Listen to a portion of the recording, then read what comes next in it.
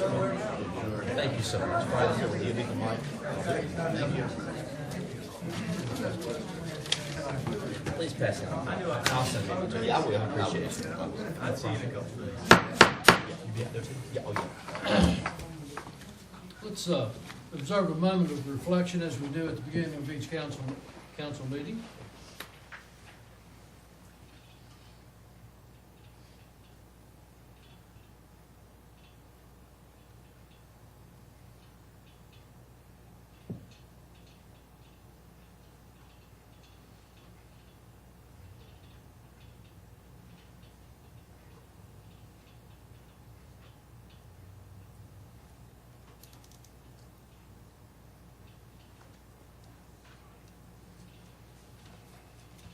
Thank you. Mr. Rice will pledge allegiance to the flag. I'm going to ask Councilman Steve Hopper if he would lead us in the pledge. I pledge allegiance to the flag of the United States of America and to the republic for which it stands, one nation, under God, indivisible, with liberty and justice for all. Thank you. Any adjustments to the agenda? Hearing none. There are no public hearings tonight, is that correct, Mr. Wingfield? Just moving right along. Under the consent agenda, we have the minutes of the meeting of June 27, 2017. Falling Branch Connector Road Engineering Design Contract. Approval of contract for managed print service by Virginia Business Systems. And amendment to the contract to upgrade the current water distribution to SCADA system. I'll make a motion to approve the consent agenda. Got a motion? I'll second. Any discussions? Madam Clerk? Yes, sir. Councilman Bishop? Councilman Collins? Aye. Councilman Hall? Aye. Councilman Hubbard? Aye. Councilman Showalter? Aye. Councilman Stipes? Aye. I believe that would be 6-0. Before we go any further, I would like to welcome back to the table Susan Waddell, who is a partner in Gwen Waddell, the attorneys that so ably represent us. Welcome back. Thank you, I appreciate that. This is the citizens' comment section of the meeting, where if you would like to address council on anything concerning the town in itself or any issues that you might have, we ask that you stand. It's a little crowded up toward the microphone, so you may want to just there at your seat, give us your name and your address, and if you would address your comments to the chair. Proud to bring you an update on our sister city back tonight. And your name Marty Gordon. and your address. Pass out a couple things to you. This is the project that I mentioned that Christiansburg, Ohio has been honored by nationally and internationally. This is the specs. I thought Brad might get a kick out of that. This talks about the book that just went to press last week called Christiansburg 200. And right before they sent it to press, the whole chapter is now on Christiansburg, Virginia. They had me send them a bunch of stuff and they put it in the book. This is a presentation they put together, and I want you to watch. Almost every building has been fashioned after Christiansburg, Virginia, because when William Howe went up there, a lot of the buildings in the downtown area looked like Christiansburg. Go ahead. Don't worry about the sound. Just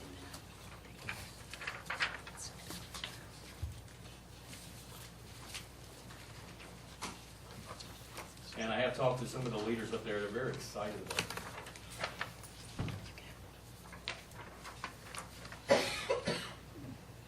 I narrate a little bit of this. The court asked me the other day, there's only 761 people in this town, but they're calling themselves a progressive township. The sewer project you had in front of you cost them $5.7 million. It was to destroy their complete budget. They didn't know what to do. They got almost all of it covered through federal grants and through the Environmental Protection Agency because they found bacteria in their water system. And Marty, I don't want to get you ahead of yourself at all, but so stop me if you need to. But they did some fundraising efforts there as a municipality. And what were the number? That there's 700 plus that are actual members that reside within the town limits, so that's the population. But how many showed up at the fundraising event?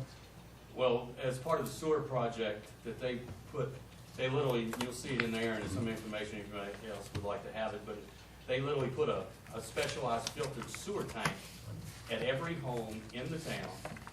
And 2 years after it was completed, they held a fair and carnival, and over 1,200 people came to the carnival for the ribbon cutting for their sewer system. They've already held 3 parades this year, including a big one for July 4th. The bicentennial now, they're expecting everyone in that part of Ohio to come to the bicentennial celebration in October. They've got a quilting contest, car show, baking contest, a beauty pageant. They've got it all. It's going to be over a week period in October.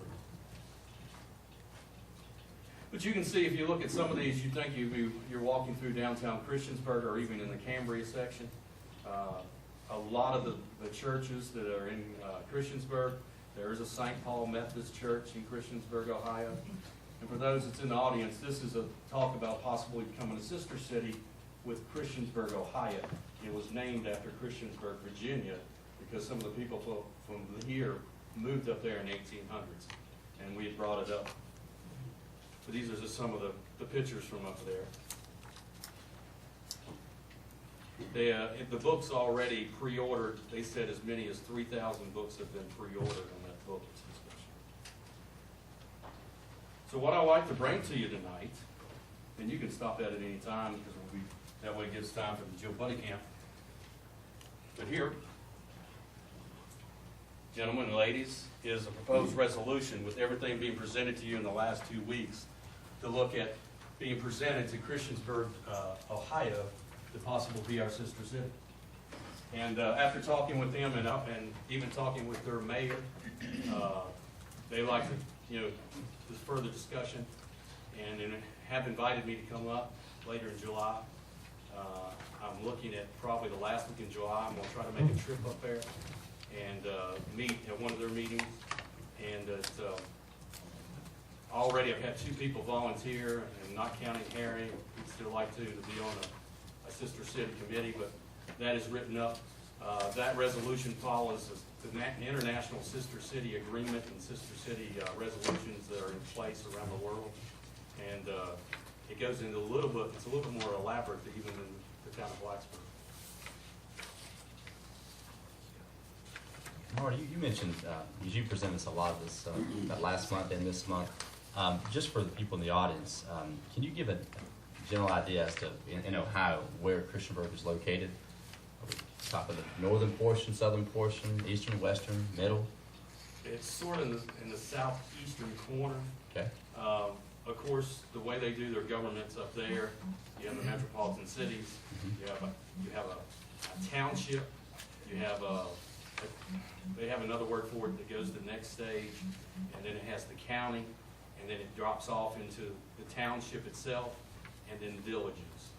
And this happens to be a very good one. I told Michelle, if you watch it, I've got the alerts now. Just recently, a young man, 11-year-old, ran away from Champaign, Illinois, and they found him in a park in downtown Christiansburg, Ohio.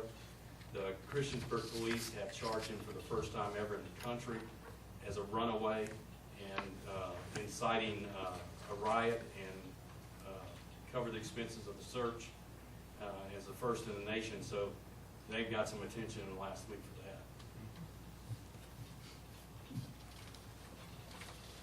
Questions, Steve? Marty, I bought this out to the Montgomery Museum Board at our last meeting, and the whole board seemed to be very, very excited about the whole thing. And I told them that you were maybe in touch with Sue and maybe in touch with the board, and if you show this, so I think we're really get something out of it, and the board would maybe get involved. Yeah, I hope to meet with them this week because I also want to meet with them on the Arts Council. And by the way, the last Monday in this month, Ignite Academy has agreed to host the first organizational meeting for the Christiansburg Art Council at 7 o'clock. Everybody's invited. That's going to be in that last Monday of the month. And as of last week, Ignite has now designated 2 of their areas in the new Ignite Academy downtown as art exhibit areas. When's that first meeting again, Marty? It'll be the last Monday of the month. I think it's July 31st at 7 o'clock in the upstairs of Ignite. It was also a good opportunity to show off, if you haven't been there lately, all the work they've done. You'll keep reminding us of that, is that correct, Marty? I'll try to send out all emails on that, on the Arts Council. Very good. Any other questions? Thank you, Marty. Anyone else to address council? Seeing no one, I'll close the citizens' comments. Introductions and presentations. Community engagement. Melissa Powell, our public information officer. Introduction of Jill's Buddy Camp volunteers for their service and contribution to the community.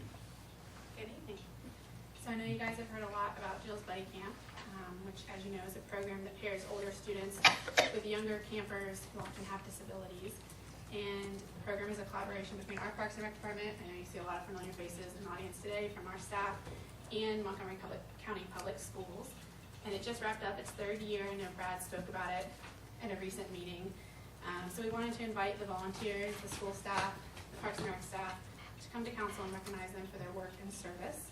So we actually have 41 individuals that we like to recognize. But before I'm going to just read the list of names, since there's so many, and I'm going to invite them up for a picture. But before I do that, I know Brad wants to say a few words. So join me. Brad, you're walking about 3 inches off the ground, buddy. Well, thank you very much, Melissa, and thank you, council, and really a great big thanks to everyone that's been involved with Jill's Buddy Camp. I did speak about it here a few council meetings ago about what Jill's Buddy Camp is and what it means to our community. One of the special things about Jill's Buddy Camp is the partnership between our town and the school system and what we're able to provide for our community and for children with disabilities. It's a great program. We're able to get teenage buddies involved, many from middle school, high school, as well as college students, to come in and form a bond and a friendship with many of the campers. And that's what we're here for tonight, is to recognize these volunteers and staff members that's been a part of this particular camp. And as Melissa mentioned, it's been 3 years. First year we tried to do it, we wasn't able to do it. The funding wasn't there. We went and found interesting ways to try to fund the camp. We were able to do that along with funding from the school system as well. They provided a lot of the professional services, and we provided more of the program services and the facilities. So just a great camp. I do have a plaque that I would like to give a couple of the school members that are present tonight, Kathleen Wright and Bree Reeves. They have been a huge part of the camp since it started. And without them, it wouldn't be possible. They put a lot of time and effort and dedication into this. Thank you very much. A lot of time and effort into this particular camp, and I just really appreciate what they do. It's very fair to mention that the buddies that we have here are not paid in any way. It's all volunteer. It's 2 weeks of their time throughout the summer, Monday through Thursday, from 8:30 to 12:30, or whenever the camper leaves. And it's all done on a volunteer basis. All of our volunteers, as you see, the group is, we've got guys, we've got gals, so it's a great group that brings a lot to our community. We might have athletes, we might have folks that are involved in arts, music, just a variety of things. We have some that are on mission trips right now. So a lot of different aspects and personalities within our buddy system here. And many of the buddies that we have, it's their third year. They've been with us the whole time. But we do have some that are their first year. And quite honestly, the one thing that I probably recognize more than anything about buddy camp is when the campers first come into camp, you know, their security blanket is the teachers. But after about a day or two with their buddies, they could care less about the administrators, the teachers, or anyone. It's their buddies. That's who they connect with, that's who they trust, and that's who they form their friendship with. And it's just a beautiful thing to see. I'll run off. I'm going to read out our list of names, and then I have certificates for everybody, and I'll read what the certificate says. I'm going to ask Brad to pass these out after we take the group photo. But The certificate recognizes the individual for their participation in Jill's Buddy Camp. Jill's Buddy Camp provides unique experiences to local children with disabilities, and your dedication to this program is what makes it a success. Thank you for positively representing our town and working to make a difference in your community. We're going to present these certificates to and I guess if you're here, when you hear your name calling up, it's a good way to start getting everybody up here, and then we'll take a group photo. I know there are some people who couldn't make it tonight, but for everyone who is here.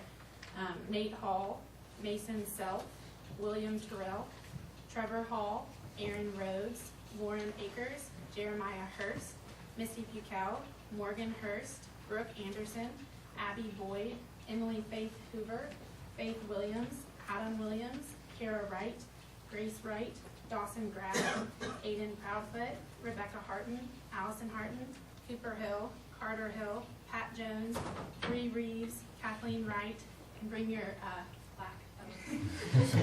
Jane Murray, Emily Edwards, Grace Anderson, Ryan Anderson, Carly Thompson, Spencer Hurst, Phil Wyatt, Cam Payton, Tammy Caldwell, Joe Oley, Nick Yop, Forrest Red, Digi Robinson, Drew Yop, Brad Epperly, and Mackenzie Graham.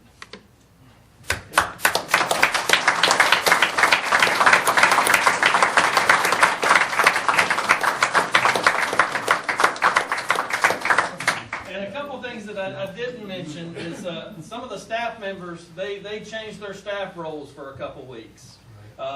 Nick ends up taking care of all of our field trips that we go on. Pam and Tammy and Drew take care of all the lunches and breakfasts for all the campers and all the volunteers. Forrest serves as our EMT and goes with us on our adventures of our field trips. So that's a great part. And for our third year in a row, we got the best bus driver ever, Bill Wyatt. When I worked on this to begin with, I worked with Mayor Barber's brother, Dr. Tommy Barber. And one of the things that he told me is he said, you've got to get a bus driver that's involved in the camp, that the kids understand, that they want to be there, and that's what Mr. Wyatt is. He is so involved, he knows every child's name, he's right there with them, and he's a huge part of the success of our camp. All right, so I guess we all get around. Gather together as close as possible. I'll actually get back here so we can kind of angle you to the corner and front row. Trying to hide. Come on. We got you. All right. Everybody look here and give me a big smile. Awesome. Anybody else who wants to? Hold those poses. A better angle. Feel free.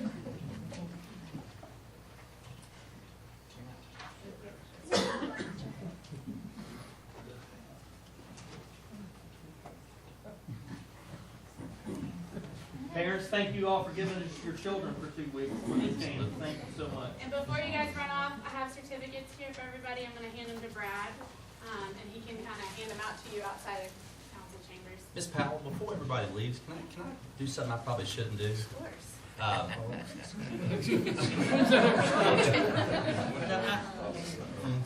Brad can't talk about these young people enough, quite frankly, and I shouldn't do this, but I just want to, and I'm gonna have to call out Miss Boyd first. If you please could educate us on what it means to be a part of this camp. I don't do what you do. I'm not part of a camp like this at your level. And I really like to, I would really appreciate if you could let us know the way, Brad always says that he feels like you all get as much out of it, if not more, than the campers. And I think he's absolutely right. And I not to put you on the spot, but I'd love to hear from you. What do you get out of it? Well, this is my third year, so I really enjoyed it over the years. And actually this year, the little girl that I had, her mom contacted me, and I actually met up with her after the camp. So it was nice to be able to form a relationship with the little girl like that. What's the most fun thing you all did during the couple of weeks? From her perspective, what did you see her get the most enjoyment out of? She loved every day, but I think she liked the petting zoo a lot just because you could go up to the animals and stuff. So. Thank you. And I'm going to call Morgan out as well. I've known Morgan Hurst since he was crawling around the ground. Morgan, I want to ask you the same thing. What did you get out of it, and how did it make you feel as being a part of this? It just kind of gives you a sense of perspective as to what each kid would enjoy, because each kid is different and they enjoy different things. So being able to be not just with your buddy, but have other buddies come to you and kind of teach you a little bit about how they're individually different, if that makes sense. Absolutely. How long have you been doing this, Morgan? 3 years as well. And I'll say from the professional standpoint, you know, I'll set activities up, and some of the buddies will come to me and say, you know, it might work better if we do it this way with my camper, because they seem to do better with that, and then we adjust it, and so they seem to understand what works for them, what makes it a positive experience for them, so I take a lot of their feedback, and we change things around if we need to. What about someone who's done it for the first year this year? How about William Terrell? I want to know, I know how you got involved in it. Would you tell us how you became familiar with Jill's Buddy Camp? Well, so I was in the Baseball World Series in Christiansburg, and they had a PowerPoint when we were all meeting, all the teams were meeting to announce the teams, and I saw the PowerPoint, and I was like, hey, I want to do that, because it'd be like, it's really fun, and I want to meet new people, and just have a good connection with people. So you all participated, I think, in the Skills Challenge that, was it last year, that raised, Brad, what? Over $2,000 Yeah. for Buddy Camp. We do a home run contest, and so a lot of our funding from the recreational perspective comes from that home run contest, and we raised over $2,000 for it. And that's what pays for like the field trips and those types of items, the breakfasts and the lunches and those types of things too. So. Well, your mother spilled the beans on you. I found out about your involvement here last week, but. Well, he was in the paper too, so he's up for autographs as well. Don't do that. I got enough challengers this year. You all are investing your time as young people very wisely, and as you go out and grow up and move on to different places. Hopefully, some of you will stay here in town, but others won't. But Mr. Epperly brought this idea from one of his previous experiences. And so you all can be community leaders as you go out and say, if there's not a Jill's Buddy Camp someplace else, because of what you've learned here and because if you see the value of it, you will, you're going to be germinating community leaders through your activities here. And you're also learning that the most important things in life aren't things that you can hold in your hands, usually these experiences. So I applaud you for investing your time wisely at the age that you're at. It's fantastic. Anybody, any other counselors or buddies want to give us a brief summation of their feelings? You know, I wouldn't be surprised if this is one of the highlights of the summer for you. You come back in September and you say, you know, what did you do this summer? And I wouldn't be surprised if this would be probably right on the top of your list, one or two. And you just can't beat helping somebody else out. And that's what the game is all about. Brad, I think you and my brother are taking this thing a little bit more statewide now. Yes, sir. We've spoken at the Virginia Parks and Recreation Society, and Charlottesville Parks and Recreation has now came on board, and they are doing Buddy Camp. We are hoping that Roanoke County will come on board, as well as possibly some areas down towards the coastline. We have also, I've been contacted by someone that's interested in Charlotte, North Carolina. So, you know, the goal is not to limit ourselves to just here in our area or even within the Commonwealth, but to move forward throughout the nation and for it to grow. And that's what our goal is. And we had to start somewhere, and I think we've done a fine job, and we couldn't have started and done what we've done without these individuals and the staff that we have within our department. Exactly. So the last question I have is for those of you that have done this year or 3 years, as in the case of many of you, are you all interested in next year also doing this, providing the same service? I don't see any kids going this way. Yeah, I can see that. It's kind of hard to find a job opening up there, I think, Brad, to get a pretty good return on. Well, the one thing that we learned from the first camp to this camp is we probably had more campers and less buddies the first time, but as it has evolved, we've had more buddies and dropped our number a little bit in the campers so that we can give a little bit more attention. And it's worked out great because this year we had probably 2 buddies per camper, so they were given undivided attention the whole time. And as you can imagine, I mean, anytime you're in a camp, sometimes you get tired, and it's great to be able to have that extra buddy right there.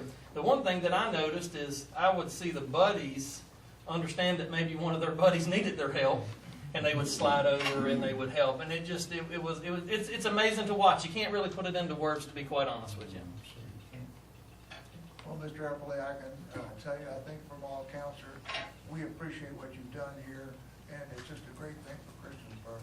Thank you, sir. Thank you It's very much. team effort on everybody's part. Thank you. Thank you. We're gonna, nothing else, again, thank you very much, all of you, for your participation. We're gonna take about a 3 or 4 minute recess so we can get the shift change into council chambers. So we'll be in recess for a few minutes. Call council back to session. Mr. Mayor, respectfully, in relation to the presentation this evening from Mr. Gordon, I'm going to ask that we include under Section 7, discussions by mayor and council, a Section 1A to discuss and hopefully approve the resolution for sister city status with Christiansburg, Ohio. I would make that a form of a motion. I second it. And a motion and a second. Comments? The only comment I have is, Mr. Gordon, I appreciate you for the second time around, again, continually providing this information, allowing us to take this type of action. We'll sit down and talk, Marty, about maybe if there is a need for any type of committee to, what else we need to do. I'm gonna let you kind of, Yeah, it's in the resolution too, how to set up one, what it usually Okay. is made up of. all right. And my understanding is they are very interested in this as well. Yeah, the mayor, he just didn't have time to talk at length because they were having a big July 4th celebration. A lot going on this time of year.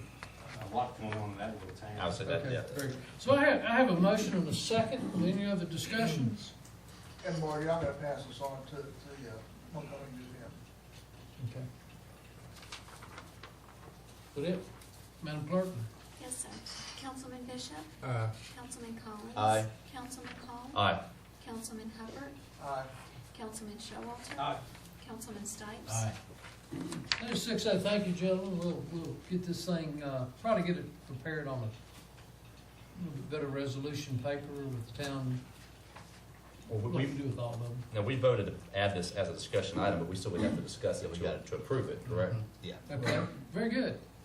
Do I have that motion? So I'll make a motion that we would approve the creation of a resolution to adopt Christiansburg, Ohio as our sister city. I second it. Questions, comments, Madam Clerk? Yes, sir. Councilman Bishop? Councilman Collins? Aye. Councilman Hall? Aye. Councilman Hubbard? Aye. Councilman Showalter? Aye. Councilman Stipes? Aye. It is 6:00. Thank you very much. Council action on Dale Buckner's request for street closure for annual gospel singing event. Make a motion, we grant the request. Second. Got a motion to second. Discussion? Mr. Buckner is in the audience tonight. My understanding is that's for the 14th of October. Yes. And that's an out-of-town tech game, he's informed me, I'm pretty sure. Yeah. So there's not a lot of competition in that regard. And I don't think you're gonna close off don't want to particularly close off all of Main Street, is that, you're trying to? Can I? Certainly, please do. Because there has been a little change in that action since. Yeah, I made some notes I have to look here. It is the 3rd annual Gospel Singing Festival, and I think the first 2 was a success, although we had the big storm last year that run everybody away and half of them came back. But our reason for moving from August to October was the mayor said it was too hot. No, I'm just kidding. I had a bunch of people say that. I don't lie, bro. A lot of people was complaining about the heat, which it really is high. But we were going for the 7th and had some conflict with some different things and chose the 14th. Those are the only 2 ones that wasn't a conflict with tech game, that weekend. So it also, I don't think, Randy, you can help me here, it's not a conflict with the banner this year. Fire prevention banner normally goes up the first week of October. We're gonna move it, we're gonna try to put it up the last week of September since the parade's a week earlier. Okay. So that way it would come down and it shouldn't affect that. Very good. Okay. Our parade's on the 3rd, so. Okay. think it'll work out. Good, good. Also, and changes to the street, instead of blocking off from Franklin to Dunkley, we'll do it at Hickok to Dunkley and only close Hickok where the farmer's market is, so you can still go down Main and turn Hickok left. Oh, good. And the foot traffic, obviously there's crosswalks, and it would still accommodate that, and it wouldn't affect the traffic. We've asked for the street closure to be a little earlier at 12:30, because I've been pushed for the past 2 years with time and how long it takes to set up the stage. We were closing, I think, at 2:30, maybe 3. We start at 5, and by the time they're done, it gives me like 30 minutes to get every sound set and no sound check. So that was our purpose for that. The parking, talking to Charlton, we did talk to Ignite and the Presbyterian Church, and they've agreed to no problem with let people know that they can park on their property. Let's see. Food trucks would be on that Hickok Street, just like you see at the farmer's market or any other event, to kind of separate it from the sound. Other than that, I think that's it. It should go a little smoother. It'll condense everybody to there instead of strung out all the way up to Franklin. So I'm very proud of our crowd.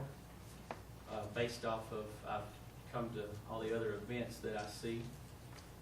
I'm not ashamed of that at all. So I think it's only going to grow.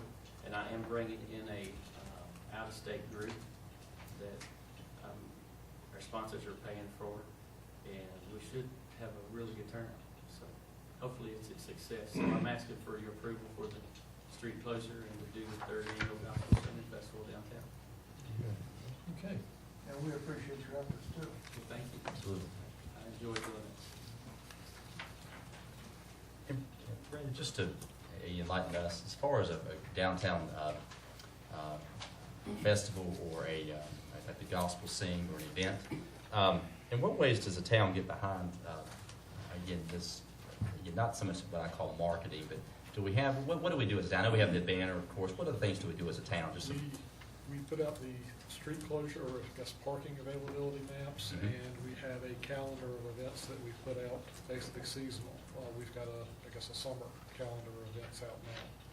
We offer, it's kind of a grant package that we, Yes, we Public do. Works and Police, that we, Does. in the form of a grant to that particular Right. item that we. provide everything that's For- filed for- when it's for the supposed to? closure. Right.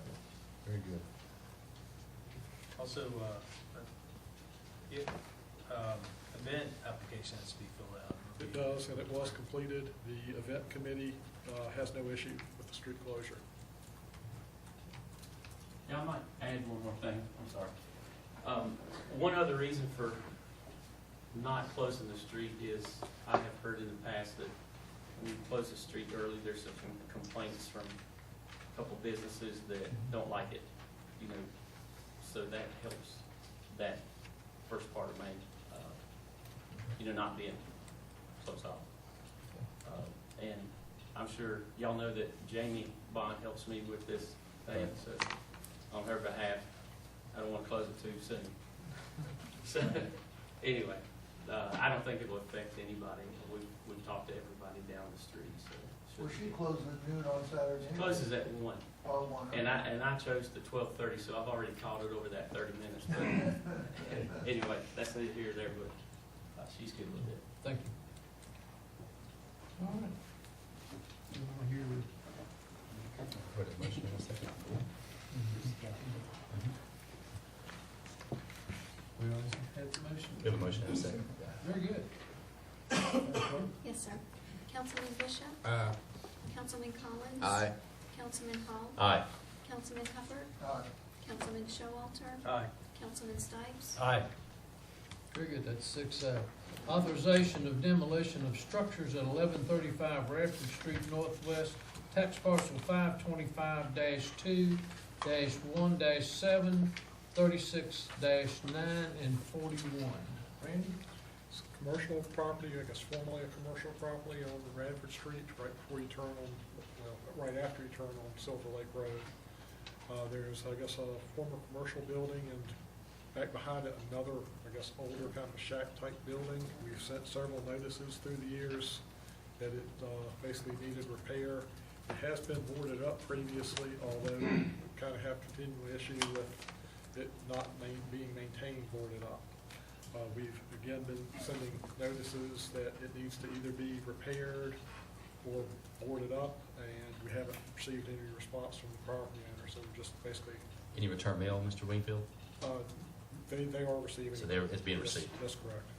Can the property owner live here? Radford. Radford. It will take a lien on the property, Yes, if they don't pay the bill. on the lot itself. That's probably worth more than the building right now. We actually looked into that, or is it on the table yet? What's that? We're going to discuss when we tear down these, whether we can put a lien on it and the process and procedures for it. That's what was dictated about a month ago when we were discussing it. I did speak to Teresa about it, and she said we could basically proceed with demolition if council. Right, I understand the demolition part, but the cost of the demolition to the town, it was discussed about putting a lien on the property. I don't see a reason why we can't. I will check with Teresa, I guess, before we proceed with demolition. We can put a lien on the property if we have to go in there and cut the grass and all this kind of stuff. So that's, we can levy property that way. I guess, do we have anything on the books, any procedures, how to do it? I don't think you can just say you do it. I'm sure. Send somebody down. So any notice? Sure, our attorneys can figure that out. But that's the whole point, is our attorneys have to figure it out and then tell us. We just can't say it's gonna be taken care of by a lien on the property, and someday we'll get our money back. We actually have to have our attorneys look it up, find the proper procedures, what needs to be done, everything has to be done legal. And this was several months ago that we asked about this, and we still don't have anything back. Is there, Mr. I don't Wing? know, I thought that I can remember the discussion too, and I thought we discussed it and voted on it. Am I off? No, we haven't taken. We haven't voted on it. Oh, I think that's good. I think we should vote on that. Mr. Wingfield, is there an, in our ordinance, is there any notice provided to property owners of the potential lien that could be affecting their property if they fail to answer? There's a lot of notification. We have to have notice, due process. I know they've received notice that the town would proceed with demolition. I Right. don't know whether the notice necessarily mentioned possibility of a lien. Okay, and I mean, well, I'm not sure whether the notice says that, but does our ordinance allow that? Does it state that? Or I'll defer to the town, really, I should, yes, I defer to that town attorney. That's a lot. I don't mean, but again, I'm throwing out one statute or one ordinance, so it's. Actually, been Teresa that's been dealing with it. Yeah, Teresa has been dealing with it, and she did tell me that she had reviewed this. If I could defer the answer to that just a little bit, let me review this again and refresh my recollection. Can we table that for just a second? And if I'm not able to answer tonight what's been done, I can certainly get back to the board shortly. I'll move that we table item A2. I second that. Okay. Any discussion? I don't see the need to table that. Well, We're going to vote to demolish the property, which we can, I believe. Now, the second part of it is, can we legally file a claim against them? We have nothing in our books or ordinances that says we can, or any procedures how to do it. So, I mean, that would give, we can start tearing down derelict buildings all over town. I'm sure the owners don't mind if they don't have to pay us for it. And the town and taxpayer money goes towards that. You could make a vote contingent on us being able to do that, if you'd like. I'd rather, I mean, I think a motion on the table is, and second is table. I don't want us to get in a position where we're just blowing smoke. I mean, we have threatened these people, not only these people, but a list of about 13. And I really don't want us to have to back down and say, well, sorry, we really can't do that now. Well, I think the one thing that we have, that we're unanimous on is that we agree that we should be taking this action. And we agreed that we need to, with these particular properties, that we provided notice that we need to take the next step. But I don't see there's anything negative if we take cautious steps to make sure that what we're requesting to do would not, in the end, be financially detrimental to the town. So that's why I'm listening to our town attorney. I think we table this for a few moments. If not, just for a few moments, as I'm reviewing this. I know that there were notices. I have copies of 2 notices, one that went out in January, one that went out in April of Okay, 2 notices of demolition, and then another one that went out on March the 30th of 2016. So I guess the last notice of demolition looks like it went out January 17th of this year, and then there was a correction notice that went out February 10th, and then there were some letters back and forth. It clearly has been noticed. It's been multiple notices and conversations. There's documentation of various conversations. I'm sitting here looking at, we have an ordinance that talks about what kind of notice has to be given, which it has been complied with, in terms of being able to demolish it. I'm not disagreeing with the anything in- demolishing part, Yeah, is there- it's the putting a lien for the cost. Yeah, of is the there property. anything Was that of the disclosed notice? to the homeowners? Is there anything of the notice of intent to place a lien on real property? My impression, we assigned that, we just never got any type of feedback from our attorneys or staff. Someone sells it. As to Because whether or would not it be difficult for us to tear it down and then 3 months later adopt an ordinance and then say, hey, we're gonna put a lien on your property for this? for the cost. Well, I think you two things. You make sure your ordinance would allow it first and foremost. Right. Secondly, to make sure your notice would recognize and express the state the intent the town would have in having the placement of a lien on real property. Well, it says right here, procedure for abatement by town. This is a town ordinance 24-5, and it says, and it talks about if the defendant fails or refuses to abate such nuisance in the time fixed, then he's guilty of a Class 1 misdemeanor, and the town manager can abate such nuisance in the most practicable manner, and the defendant shall be liable for the cost Of the abatement? thereof. Of the abatement? Of the abatement of the nuisance. It says specifically in our ordinance that he has liability. But we're not looking to charge him with a criminal sanction or a criminal No, misdemeanor. but we can charge him for the cost by this Certainly. ordinance, as I read it. I would agree with that. Did we quote that in the letters we sent or the code? I don't, to be honest, I don't think we necessarily have to. Okay, I just wanna make sure. here it says right here, March 30th, 2016, in the notice of demolition, it says, to Mr. William R. Fry and Susan S. Fry, various things, and it says, if you fail to demolish or remove the structure, the town of Christiansburg, through the building official's office, will cause the structure to be demolished and removed.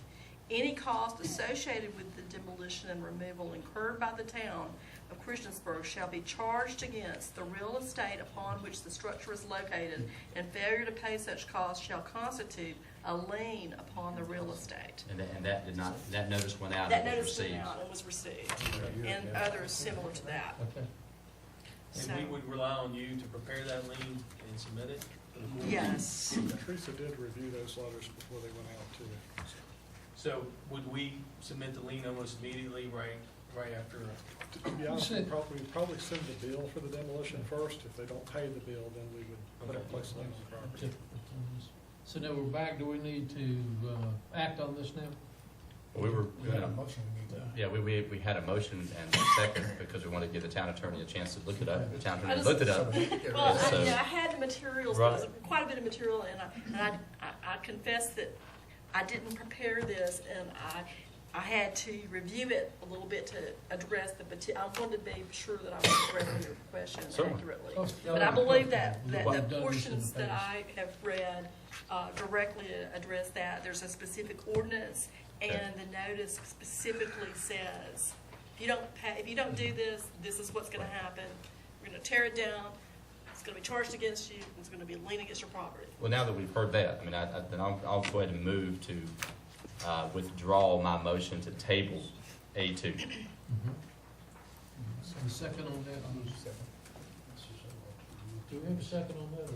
I'll second it. I think it has to withdraw by the second. Who made the second? Appreciate that. Henry did. I would like, I'd like for our attorneys to get a procedure together for us, so since there's 11 properties out there, exactly what needs to occur, so that we don't treat one different than the other for notices and liens and things like that, and council get a cost on those too as well. Well, it goes beyond that though.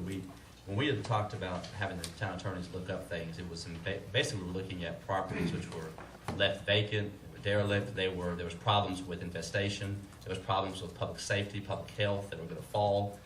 People maybe been, I guess, basically staying there and without the property owners knowing. I mean, there's a lot of things we were looking at, more than just simply demolishing, but there was other. There was someone in the crowd, I remember, had mentioned that before demolition, I hope we could exterminate because they're worried about rodents and things going elsewhere to the neighbors, and I can certainly appreciate that as a property owner here in town. But that's what I think we were looking at, is the power that the town would have to, not so much sanction. I'm not so worried about the Class 1 misdemeanor of the sanction. I'm worried about the ability for the town to take that lead on the property for more than just the demolition, but for any of the... for whatever it costs the town. You know, and in this particular situation, and looking and reviewing this file on this incident, it is clear there were numerous letters, there were numerous phone calls. Every attempt was made. I think we were misunderstanding.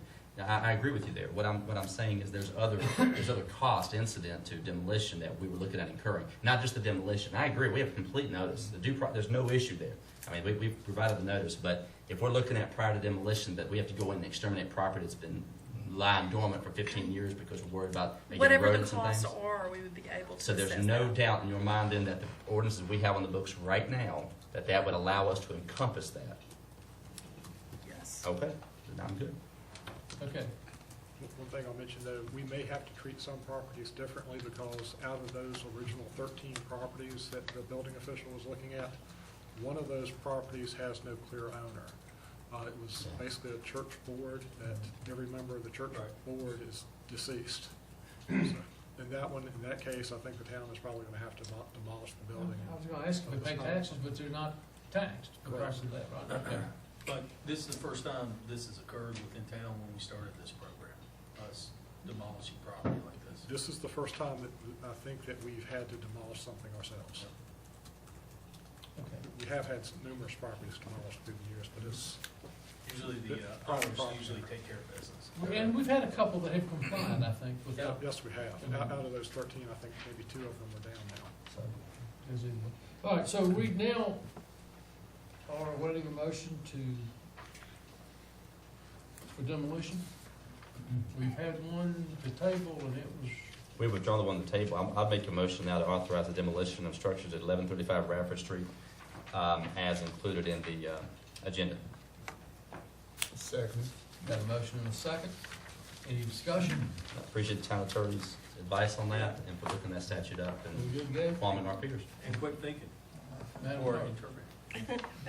I'm sorry. I'm sorry if Teresa. Sometimes it's bad to be a fill-in, but if Teresa were sitting here, she would have not had to hesitate. She would have just known it like that. That I had to kind of. I wanted to make sure that I was telling you the right thing. But I'm satisfied that what I have said is correct. Appreciate it. Yeah. Madam Clerk. Yes, sir. Councilman Bishop? Aye. Councilman Collins? Aye. Councilman Hall? Aye. Councilman Hubbard? Aye. Councilman Showalter? Aye. Councilman Stipes? Aye. It would be 6-0. Thank you. An ordinance to amend Chapter 42 zoning of the Christiansburg Town Code in regards to permit clubs/lodges with a conditional use permit in the I-2 General Industrial District. The public hearing was held June 27th, 2017. That is the Moose Lodge. And I think Harry, the Planning Commission has looked at this. Yeah, can I say something on this? Certainly. Yes, sir. I sat in on the planning commission on this, and since that event has happened, I've talked to a lot of people. I've read a lot of stuff on this stuff. And I respect the Moose Lodge. I respect Mr. Abraham, but I've changed my position on it. And Industrial Park, which is what we're talking about here, is an area that's zoned and planned for the purpose of industrial development, period. Okay? Industrial means something that relates to the manufacturing industry that can manufacture a product, okay? Now, there's 2 sides to this, rights and responsibilities. Who's got the right to be there and who's responsible for it? And I think we're responsible for it, and we have to maintain the industrial parks as to what they are, because not that they're I'd be wrong, but what follows this, you know, it could be something else coming in there that shouldn't be in an industrial park as well. But at the time it came to planning commission, it was like 10-0. That's and exactly one- right. It So was. it's now 9-1. It was, And yeah. one absent. It Okay. was. How many spots are open over in the industrial park right now? How many locations? Benjamin? There is a vacant lot past the air gas filling station. It's a fairly large lot. There's a very small lot right past that that is next to the AEP station. There are some vacancies in Mr. Abraham's building. Other than that, I think everything else in the industrial park, in the old Ames building, I believe is vacant. Other than that, everything else in the industrial park's developed. Can I ask, I think Mr. Abrahams is here, or he was here, how do you feel about this?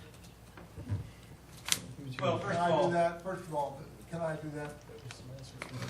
We had the public hearing last week. All right. And I think all positions were stated clearly.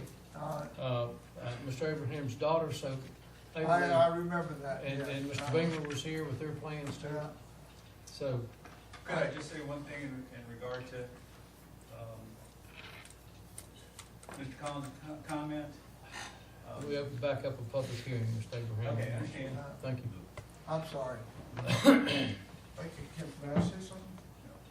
No, we've already had the public hearings. I mean, this other stuff came in after the public hearing. How is that fair? I mean, we should have a right to respond to that. I mean, if they weren't here for the public hearing, then they come in after that. Why aren't they told the same thing? You're done. We're okay. Now, I will entertain a motion to table the whole thing until we've had time to look at it, if that's what council wants to do. If you want to table it for another 2 weeks to get clarity on it, or if you think if we can make a decision on it tonight, that's fine. I'd second that. I can't make a motion, Steve. Okay. Well, I'll make a motion. Make a motion that we table this decision until the next meeting. Do we have a second? That motion, without a second, that motion dies. Okay? Now, where do we go from here? Hearing no motions, then I assume it all dies and it's the same as a denial. Is that correct? That'd be correct. So is that the action that council will take? There'll be nobody to act or recommend? No, I'm not willing to do that because I feel like that any CUP, any requester that makes a CUP deserves to know where we stand. Certainly. And so I'll make a motion that the ordinance to amend chapter 42 zoning, the Christiansburg Town Code in regards to clubs and lodges with the CUP and I-2 General Industrial District be denied. I'll second that. Have a motion and a second. The discussion, I'll open for the discussion. First and foremost, Mr. Wingfield, you and town staff.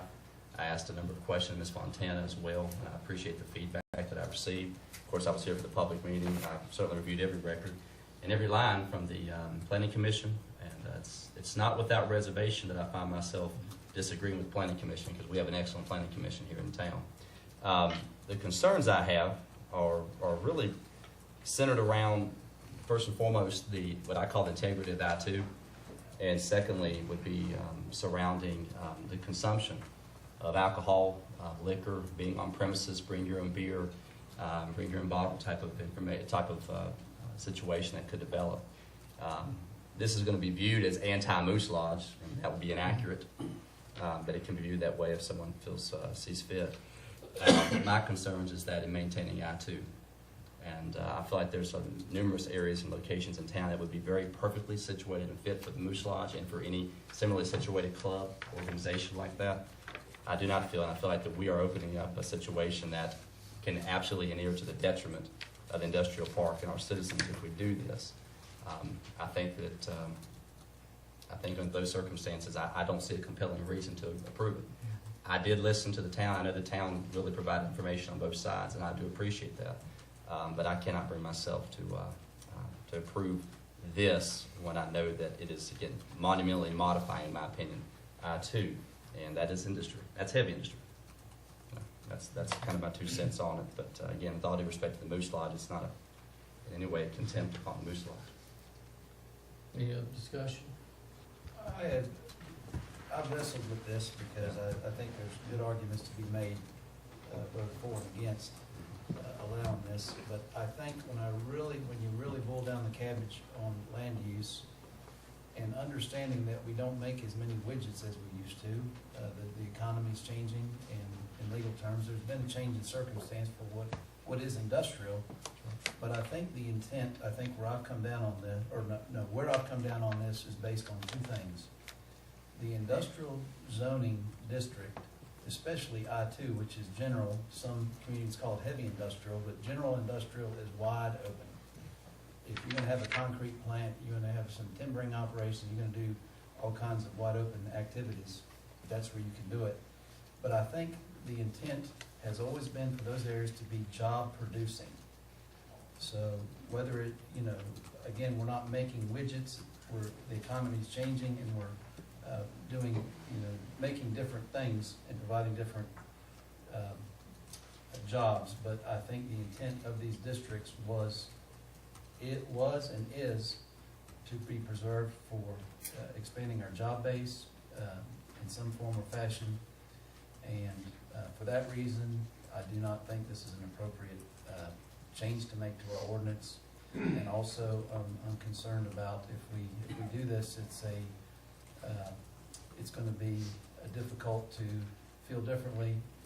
I personally like the Moose Lodge. I think they're a great organization, and that is not a patronizing statement. My point is that down the road, if we open the door for this, there could be similar requests, and it would be hard to deny a different organization that maybe doesn't have the stature for me or a future council member to deny when we've approved this. So for those 2 reasons, primarily the first one, as Mr.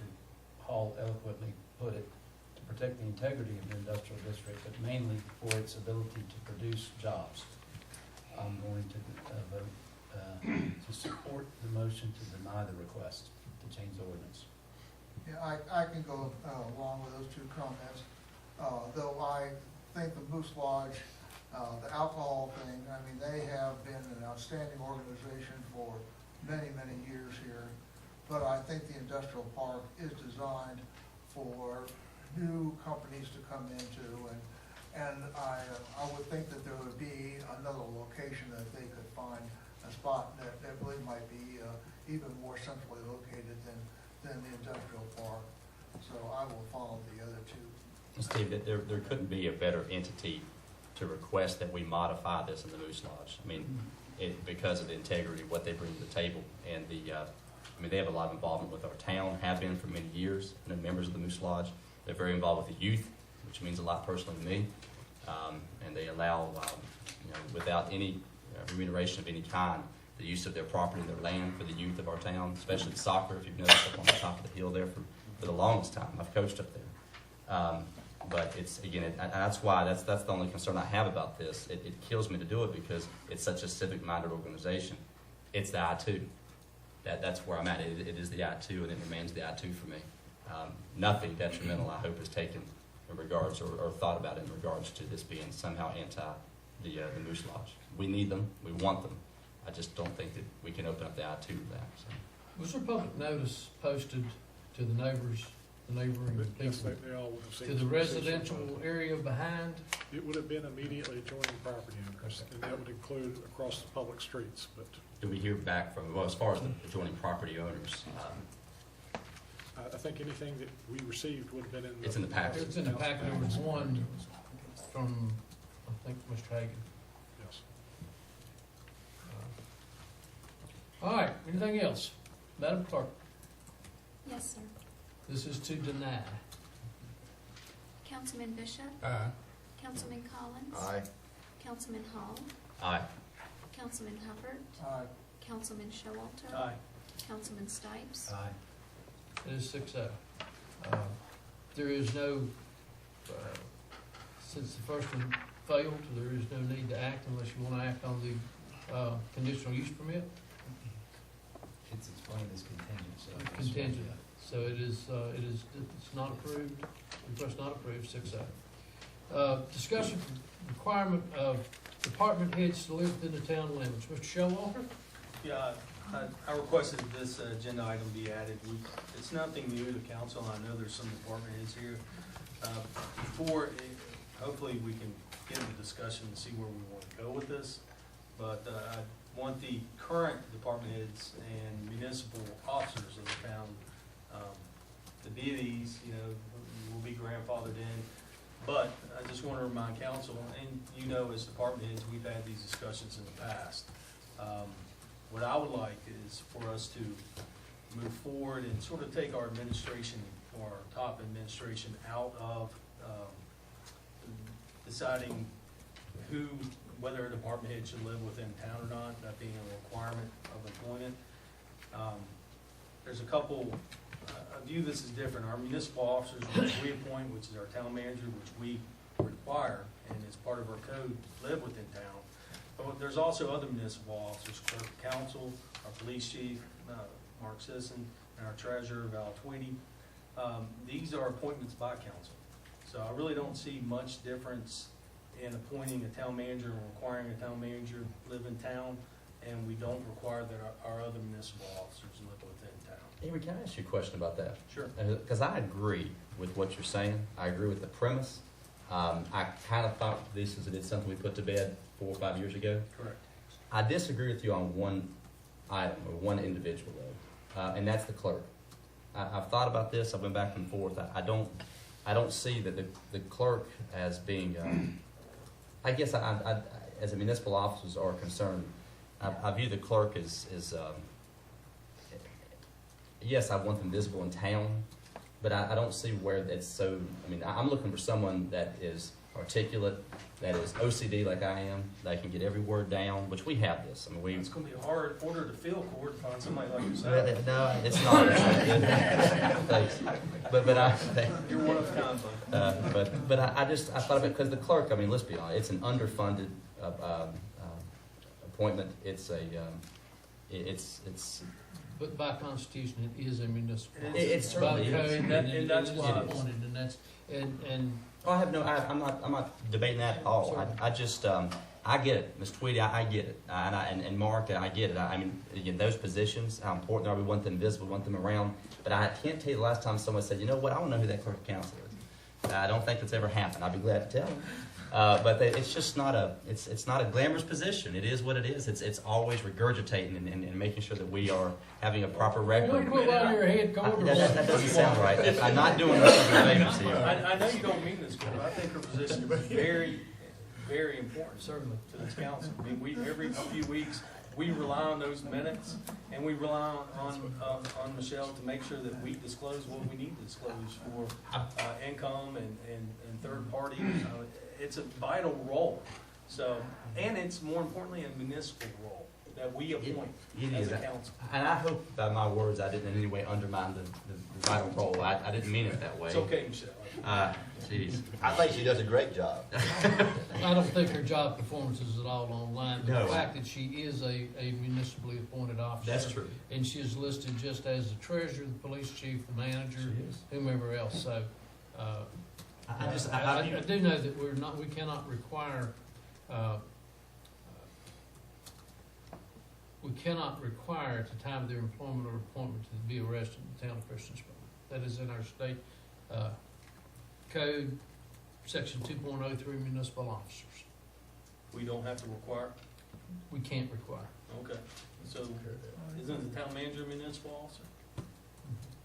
So we set certain conditions with his position, and he is a contract.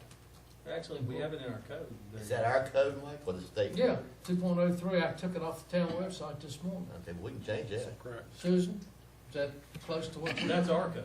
Yeah. That's our code, that's your code, but the thing about it is, if I understand what you're talking about, is there's an exhibit to the agenda, and then there's the positions with the asterisk, that are appointed. That are appointed, including the town attorney, and it's, what I understand you're saying is that these positions would be grandfathered in, but the next time there's a new person in those positions, you would like the ordinance to provide that these folks had to be. Or if they moved. Or if there's a If relocation. they Right. moved out of town. Or It's if the they same as a moved. council member, basically. Right. Council members out the corporate limits, he's out. Since I am not gonna be, our firm would not be really affected by this, I would like to say one thing about it. We represent localities all over Southwest Virginia, and frequently, we hear when there are RFPs out and that we respond to, and they're looking at a new town attorney for a location. The choice to be made is we want somebody local to be the town attorney, but then we also want somebody who has experience in local government. And quite frankly, I'm not going to say that Gwynn and Waddell is the only law firm that can provide the quality of service that you want, but I will say that at the current time, there are probably not more than a half a dozen law firms that would bid on an RFP in Southwest Virginia that have experience and that would be able to provide the service that you would want. And I'm just assuming that Gwynn and Waddell closes our doors for whatever reason, and we're not even in the picture.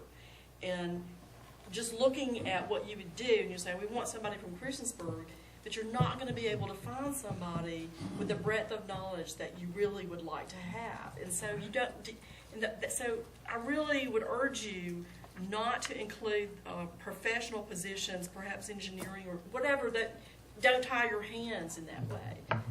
But this is, of course, up to you. The other thing is, anytime you're going to vote on folks, you always can consider where they live, and that is a factor. So why tie your hands by saying in the future they always have to be in the town? What if you get in a situation where you need a treasurer and nobody from the town, nobody's willing to nobody that you want lives in the town?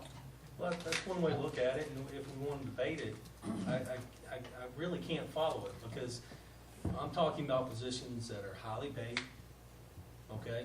I'm not talking about the rank and file, which typically are harder to fill and find people with extreme ownership qualities to it. But for our department heads, our municipal leaders, you almost want that, because that's where your policy rolls down from, your commitment to your community rolls down from the top, even though you want your rank and file to do it. And that's why I brought this to the table, because that's what I would like. I mean, and we have all heard it from our community of certain department heads not living in town, how committed are they to our town, things of that nature. I'm not pointing to the current department heads or municipal. It's our decision to make. It's right. It's terms. It's called skin in the game, and I don't want to. I can appreciate again, Ms. Waddell, your position on this. It's our decision, and so I would like you going forward. If we are looking at this, I mean, I don't consider the town attorney. I don't care where they live. I don't care if they're in Salem or Roanoke or if it's San Anderson and Christiansburg. It doesn't matter to me who they are. I'm looking at it as the people who are that are the go-throughs and go-tos that are department heads that are going to be visible, that are going to be here in town at our events and things of that sort. I mean, I look at this, for instance, and Police Chief Mark is probably right outside the limits regardless, but he's probably as visible in the town of Christiansburg as any of us at everything. And so, but I think overall, what you're saying, Henry, what I'm getting at this is that you'd like to have it as a requirement moving forward that if a new department head is, or if we do an RFP out, or if someone's going to be hired in it, the requirement is they have a certain period of time to relocate to the town of Christiansburg as a requirement of the position. Is that correct? Correct. And as far as, and you want that extended to municipal officers as well? Yes.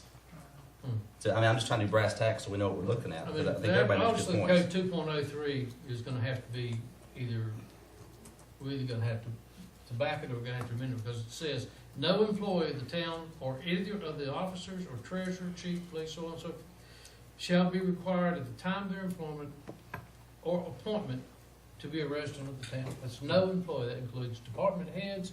And I think if you look at that, and I've done some hiring in my day, I think what you look at is you may possibly lose out on some really, really good employees that you may have someone that has everything you want, and he lives in Shawsville. And he's not wanting to move because he's got his house there. Let me finish. You and I both Let me work in the finish. private sector. Let me finish.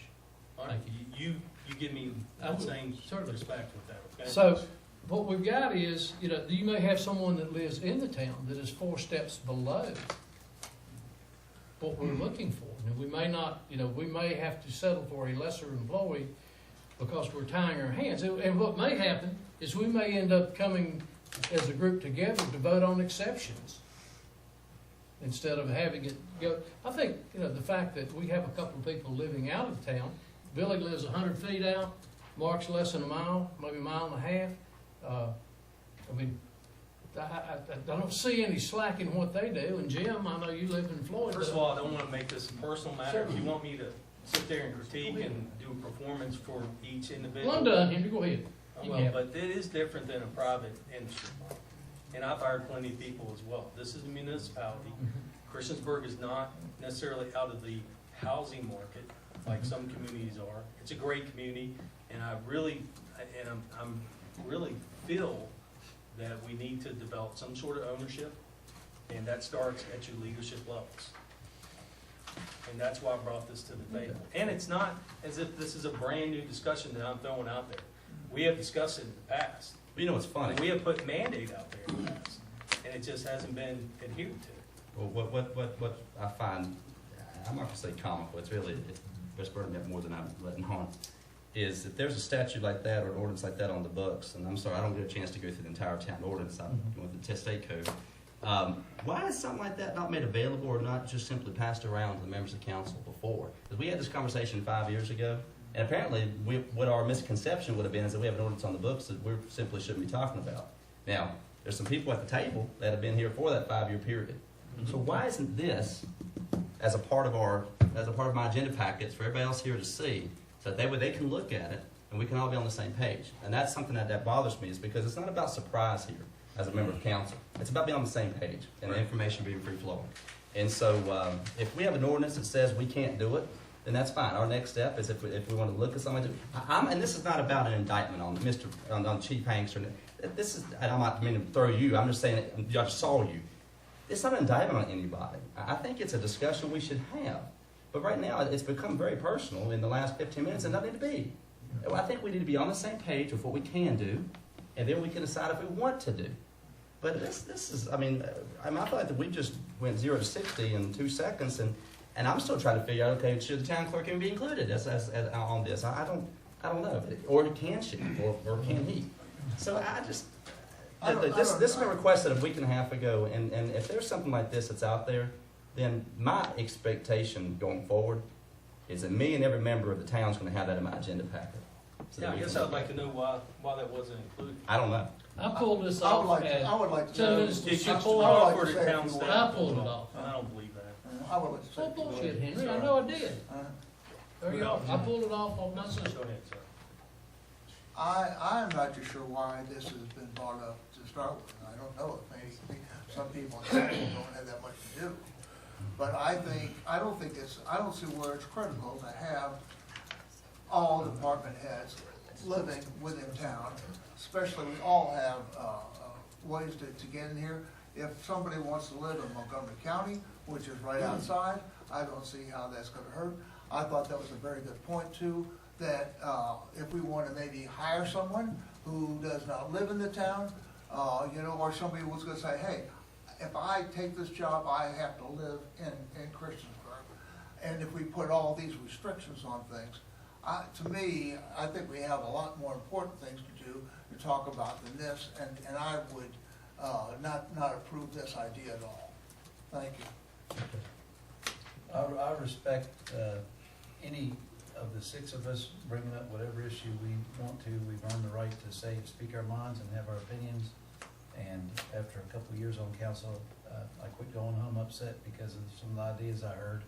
So we've earned the right to do that, and I applaud the discussion, and I understand some of the intent behind it. My personal thoughts on it are, I don't see that we have a problem in my 10 years on council so far. I've not heard, I can't remember ever hearing a citizen bring to my attention their concerns that one of our leaders, our community leader, our department heads, or so forth is not living in town. I'm just going through my overall thoughts on this, but I think it's fine to have the discussion. My personal thoughts are, I don't think we have a problem. If we did, then I would be certainly open to discuss that. And I have not talked with any of our department heads or town manager, anyone else in our staff about this topic. But when I think about who would be subject to that, even if they're grandfathered, I can probably surmise that at least one person that's on our staff now, if this rule was in place, probably would have not put in for the position when it was open. And so with that train of thought, we may never know who we've missed in the future by having that requirement on the books. So I appreciate and respect the discussion. I don't think that we have a problem. If we did, I would certainly be open to act on it, and also think that we could be tying our hands for future opportunities by not having people apply for a job because they would not be willing to make that commitment. So that's it. And plus, it sounds like this news flash keeps us from doing it, but that doesn't mean we couldn't change that either. That's right. It just says at the time of their appointment or employment. Yeah, but those are my overall thoughts. So, But it sounds to me like even with this here, and Brad, I think that very good thoughts. That was. The town manager's position, I guess the assumption is that they're gonna live in town. yes. Certainly, whether or not, again, I haven't read this, I can't really even see that, the wording. But the reality, though, for me, is that that's an expectation that I have. Am I, again, without having looked at this, and this is, frankly, it was a requirement of, I believe, eventually, of the last go-around that we had in the hiring process. So We've always required the town. As a matter of fact, I think even back as far as when Mr. Turpenny was hired, I think he had to move into town for his position as a town. I've assumed it's a requirement of the job. Yes, And that is. a condition, certainly with the time frame to allow that to happen. And I don't think any of the other municipal officers are under a written contract as we have with, and that was purely stipulated in the last two contracts with a previous manager and with Mr. Helms. That was all a stipulation that they had to be in town, so it is by contract. Cool. I mean, Henry, I don't have any issues with anybody bringing anything before council. I think we all have to respect each other when it comes to that. The concerns I have on this, I hate to talk about names, but I can't help it because that's the way I see it is we do have great staff. We have great department heads. And I'm thinking tonight, I'm looking at Jill's buddy king. I do know that Mr. Epley would not have put in for that position more than likely. And he wouldn't be here, we wouldn't have been celebrating 41 young people tonight if that was a requirement. So, I mean, the reality is, I think from what I call the macro view, I think it makes sense. I think it makes sense. From the micro, I guess, view of it, when I see the people that we have that in place and the way things work, and logistics are just that. Sometimes they're just logistics. But I see where it could have actually, in practice, hampered us as a town. So I don't have a good answer, or I don't really know where I'm at on that. I just know that I value the people that we have here, and looking at the list of ones that aren't here, it hasn't seemed to affect anything. I appreciate the service, but I do think from from up here down, it does make sense to me what you're saying. I don't want it to sound otherwise. To me, again, it's all about investment. I think is the way we coin it, community investment. If there was a lacking of it, which I'm not suggesting in the way there is. But just again, I see Brad back there. I wasn't trying to mention the name, but that's the reality. Is I wouldn't know Brad. Brad wouldn't know these young people and would have already influenced their lives positively. Sometimes I gotta look at it like that, really boots on the ground to see how the things would actually affect it, and then it becomes a little more real to me. So I do appreciate you bringing this up and going forward on that, just at least discussing this. Well, it was a discussion, and, you know, it seems like we're split anyway, and appreciate Mike's interchange with me as well. But The last I one don't, could have done without. you know, I think we're, again, Corey, I think when we're starting to talk about current personnel, I don't want to continue down the line. So I agree. I'll withdraw it, as a discussion, and then if anybody wishes to bring it up at a later date, we can. Very good. I think the intent is good, and I think that was a good way to put it, maybe an application of it, maybe, but the intent, I agree with 100%. I agree. People that bought in. I appreciate it. We'd certainly like to, as much as possible, do that. Sometimes there's that one candidate that, you know. I think you all understand where I was coming from with that. Certainly. Very good. All right, Mr. Bishop. Oh, no, we got all kinds of stuff. Committee reports. Anything from any of the committees? All right, staff reports, Randy? Okay, just to let you know, I'm still working on the rate fee comparison. Sort of wanted to wait until the July 1st change to, I guess, make sure everybody's got updated rates and fees on their websites. The retaining wall at 13 Pepper Street, give you an update on this. We've talked to ECS in regards to having a design done on the retaining wall. The estimate for their design is $2,250 for the design of the retaining wall. Should we proceed with the design? Of course, I have, the property owner says he is not capable of paying for the design or the retaining wall itself. Being in the business, that's chump change, I say do it. It's public safety. And he is under the clear understanding that we will levy the property. Yes, that's correct. The retaining wall on College Street, which we do own, Yeah. what type of public safety hazard is that one? I don't consider it an immediate public safety hazard. Obviously, it's a much lower wall. The wall appears about 10 feet tall. If it were to fall on somebody, I think It's actually got some, last week it's had pieces falling off on it. Yes, it has. That's wrong. And I appreciate you all And it's closing it off. not nearly as bad a shape as the wall up here. Like I say, I don't think it's in imminent danger of falling. It is in dire need of repair, but it's not nearly the same condition as the wall here. Well, we have no choice, we gotta fix this one. Yeah, one's imminent, one's really bad. Yeah. We discussed the other two property, or the other property that adjoins it, that Yes, Jerry has been talking with those property owners. We don't feel those walls are as an imminent failure as this particular wall. This one literally could go anytime this year. so we won't be revisiting this in the next 4 to 5 years for that other property. Not to say that we wouldn't. Those properties are private, are owner occupied with the exception of the second house up from the town hall. The one on College that we're talking about, just so everybody's aware, that's the one below the summit, correct? Correct. It's the big, Gilbert Center. yeah, exactly. It's the real curve, big Yes. curve there. We passed on that some over the years, haven't we? I Or think somebody we had. I think we have, although it's been a while since we've done anything to it. I'm just, again, I'll have to defer to Brad and to yourself, Mr. Wingfield, and Mr. Nelson, but the $2,500 for the design, the architectural design rendering, I'm just gonna guess that's what, 1/20th or 1/15th of probably the cost of doing something with that?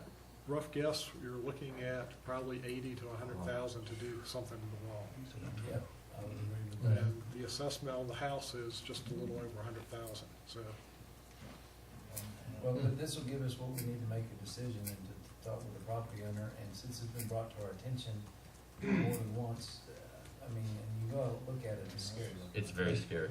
It's scary looking, so I think we need to do something, and that's a small, I mean, in the business, that's a very reasonable proposal cost, to come up with a solution that we can make or we can make a decision on. Were there any more opportunity at all for that property owner? Because we don't, he doesn't have it, we understand that, to get grants or. I have checked with Kevin Bird at the PDC. He said he wasn't aware of any grants. And of course, they do have a grant search system.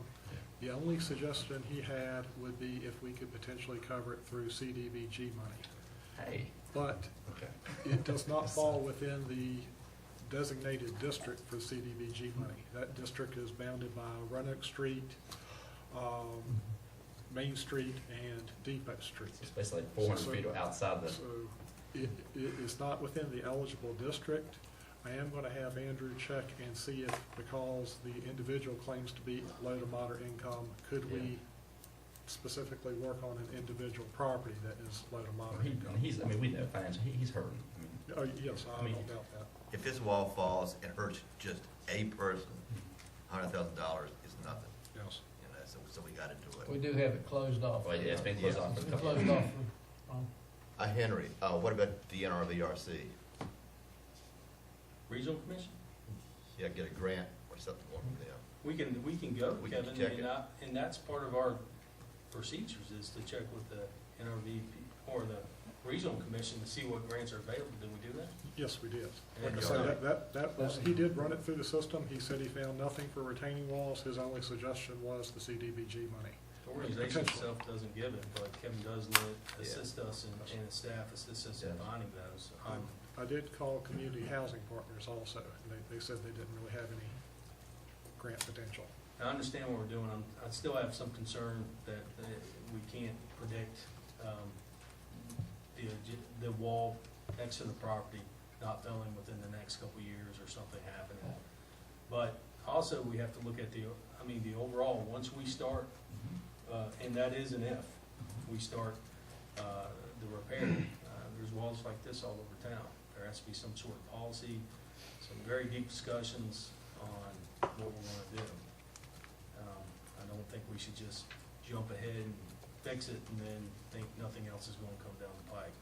Yeah, you don't put good money on bad. If we're gonna do something, we need to do, I mean, theoretically, we need to do the whole wall. I mean, from start to finish. And get it out, so there's I would no like to question. see I mean, that. that's what we really need to do. If. Well, the whole wall is as far as the part that's dilapidated, it's. Wall is actually sectioned by steps. Right. So I mean, we can simply work on this individual wall section. Because I believe it, I mean, and these walls are privately owned. I mean, this is on private property. Correct. It's in the easement, I guess, but, public utility, but I don't think that we should look at it. I don't think you fix something that's not broken. The areas that are messed up, that are problematic right now, that are. And the wall immediately up the hill from this has been repaired not long ago. Right. And so the house has been sold since then too. I think the owner that repaired it, they've left the area. Ms. Waddell, should we look at providing a note? I mean, I know we've had a lot of conversations with this man, and I know Randy has, but should we be looking to provide a notice to him, or if we haven't already done so, but we're going to need to go in and remediate, because it's scary. But that lien will be placed on the house. I mean, do we need to? Well, this came into us this afternoon about 3:30, and Teresa has been working on it. But we will need to give him notice. I think you're right. As a matter of due process. But we'll work with the town manager on the details of that. It's something we I need think to we're obligated to protect the public safety. In those situations, this is no different from a tree limb that's 1,000-pound or 500-pound tree limb that's hanging out over a public street or something that we know is a public hazard, and we've got to do something about. But I think our interest is in protecting public safety. In those situations like this, that clearly there's a reasonable expectation that public safety is in jeopardy here, then we need to do something. If there is an imminent danger of bodily harm, then we don't, obviously, we don't have to give notice. But if I understood you correctly, I didn't hear that. We have sent notices to the property owner. Okay, well then that's resolved. And we blocked it off about a month ago. That's when we had it blocked off where nobody could go by there. And getting pieces are still. And we're not doing, I mean, if we ended up with a lien on the property, and the property owner knows that and everything, so it's not like we're going out and doing stuff. I have told him that our plan would be, if we did the work, we'd If place he's it on the unable to pay property. for it. But he will benefit from it as well, because this will also save the foundation of his house. He'll benefit from this work, but he'll also not be off the hook, because at some point, either him or his heirs, when the property changes hands, it will be paid for. The notices that went out thus far, Mr. Wingfield, have they included a statement that says that our intention, if we have to go on and remediate the issue, that we'll be seeking a lien for all costs I'm incurred? not sure, they came from the building official, I can check those though. We would want to have that in our notice, Ms. Waddell, I would take it. Well, the procedure is the same as the one that we earlier spoke about. And so, and there are, by the way, in the town code, and council members, y'all can, those of y'all that have your, the town code has a link on the municipal site.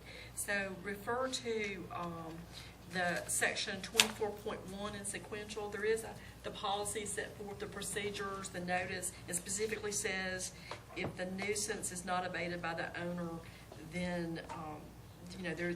But will we have to have it classified as a nuisance at that beforehand, or would we get that vernacular? Well, if it's a public safety hazard, by definition, it's a public nuisance. And by definition in our ordinance? In the state law. As a matter of state law, if you have a condition on a property that is a danger of bodily harm to the public, by definition, that is a public nuisance as a matter of law. Isn't that what we're using for those 11 abandoned buildings throughout town? Yeah, we're using a nuisance code. So it's the same procedures, and these are codified. There's a procedure section 24.5, and there is in the procedures, in the ordinances, the specific provision about the creation of the liens, if nothing, if we have to go in and pay for it ourselves. All of it, it's a pretty good procedure that's already in the code. So maybe the last question I have then is, any reason why we wouldn't just send our notices to anybody of our intent to utilize this section, or of our intent to place a lien? Why would we just put that in our letter to them? Well, I think that, I don't know how it's been I'm done saying in we the need to, past, but this letter that we already did in this Fry case, I think could be a template. That included it, though. That Yes, it did. I assume that could be the template for the future. Okay. And also, I would say that there is, since it didn't come up in the Fry so much, but there is an emergency, there is a provision, emergency provisions. This is in a different code section, 10-61, just for y'all's information, so you know, because it kind of came up. Whenever in the judgment of the building official after inspection, a structure of any kind has become dangerous and unsafe to persons passing upon the streets, etc., and it gives more definition, but that covers the situation here.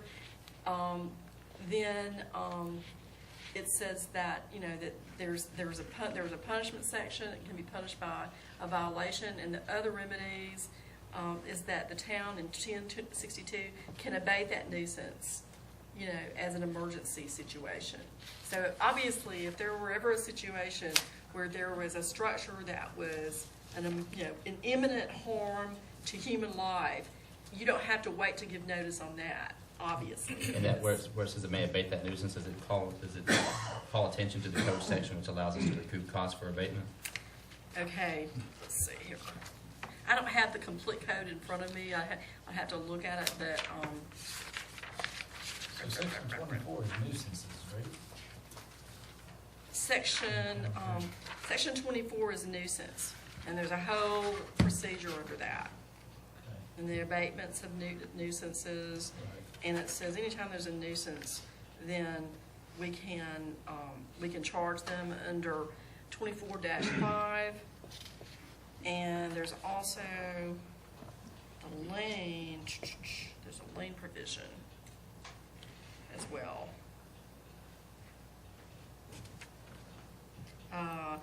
10-59, the cost and expenses of abating, removing, and obviating a nuisance, less any recovery for materials sold, shall be assessed against the persons responsible for the nuisance and/or property owner, and shall constitute a lien against the property or premises, and shall be collected and recovered in like manner as state or local tax liens. So that's 10-59. That's specifically in there. So we have those procedures already in the code. And they apply to all nuisance abatement, whether it's destruction of a building or the retaining wall as a nuisance and a hazard to public health. I mean, I think we're all in agreement to move forward to see, to get the wall repaired, but I guess, like with these abandoned houses and rundown houses, what do we have out there that's looking at, there's lots of retaining walls like this, you can drive through Cambria. I mean, they're almost leaning inward, which I would say is public safety, and they're 6 feet tall. Close to millions up in there. They're not leaning at a 90-degree angle anymore. They're leaning toward the sidewalk. I mean, what are we doing to pinpoint these areas? We did receive a complaint about the wall in Cambria, the town-owned wall going up Cambria Street. Building official looked at it. He said he didn't think it was in imminent need of collapse. It is leaning, and again, that is a town wall, but I've looked at it also. It's not going anywhere this year. I can pretty much guarantee you that. Long term, we need to come up with basically a schedule of maintenance of these retaining walls. At least the town maintained walls. Private walls, I think we're just going to have to handle on a case-by-case basis. Can we at least get a list of what walls belong to us? I can give you at least a list of major walls in town. We do have little small, maybe foot-type retaining walls, kind of lots of places in town. It might take a while to get a complete list if you're looking for every single wall in town. Like I say, I think I can tell you where basically the 3 major walls that the town owns. Going up Main Street, College Street, and Cambria Street. Town owns those 3, and I consider those significant walls. They're several feet tall and very long runs. The Cambria Street's not ours? Cambria Street is ours. Is ours. Yes, sir. And that would be the next step of what council chooses to do. That would be the next step of actually becoming aggressive in treating these wall situations. I think we know about this wall, and we've known about it for some time. And I'm just something to think about. If that would be the next step of what council does with walls, would be to actually go out and go, do a thorough survey and so forth, and we really might not like what that tells us. And I don't mind saying that in open session. I mean, because we could end up paying a lot more attention to that with I think it would behoove us to know what walls belong to the no, town. I'm just saying the more that we know, the more that we'll need to. This one's easy. It's what, 12 feet, and it's Right there. 25 feet Town-owned behind wall, us. yeah. That we So see you're every. not proposing we go throughout the whole town and do a survey You know of what? all the walls? No, well, I mean, Well, let's get his list first, then we can look at the list and see. A list of major Yeah. walls Yeah. in town owned. in town, yeah. That's Just something Cambria- we should know. Town We should owned, know. Because I would have never known Cambridge Street. Cambria Street is ours. Like I say, basically the 3 significant town walls. Those are the 3, Cambria, East Main, and College. We do have these kind of little foot-type retaining walls that really aren't, I wouldn't necessarily consider them a danger if they did fall. Some are knee-high or less. Yes. So if it's in front of somebody's property and aesthetically it's affecting that property, we're going to hear about it and we're going to be expected to fix it Yes. within a reasonable amount of time, correct? Yes. But And there's the at question least, is- at least you're not looking at hundreds of thousands of dollars in outlay in a Right. case like that. And then the question is, did they build it when the house was built? I don't know. I don't remember quite back that far ago that we were in the wall building business. Is the wall on Cambria near the Baptist church, or is it one up there? I think by- it's between Baptist and Amelia's. Okay. Isn't that the one Really, leading towards I the think- sidewalk? I think both sides going up Cambria. That's Street. what I was, okay, yeah, I know which one you're talking All right. Okay. In regards to the Alcorn presentation, I've reached out to all the property owners, and I've been able to get in touch with all of them, with the exception of Duberg LLC, that's Mr. Mocker.